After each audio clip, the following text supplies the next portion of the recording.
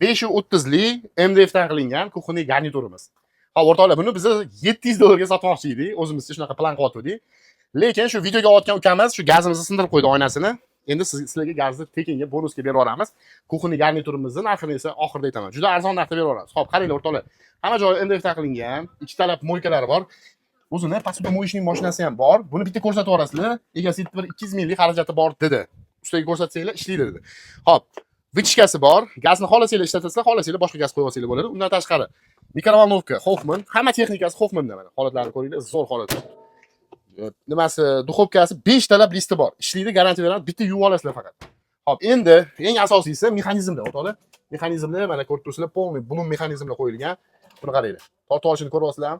Holatlari yaxshi holatda, faqat shu gaz plitasini hisobga olmasanglar, qolgan joyi zo'r holatda turibdi. Narxiga kelsak, narxini shu gazi sinib ketgani uchun kelishgan holda $450 ga berib yuboramiz.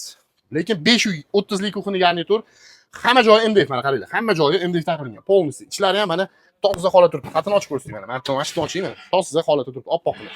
Kimga kerak bo'lsa, egalarning nomerini Telegram kanalda qoldiraman. Bemalol telefon qilib baraka qilsanglar bo'ladi. Ulgurib qolinglar.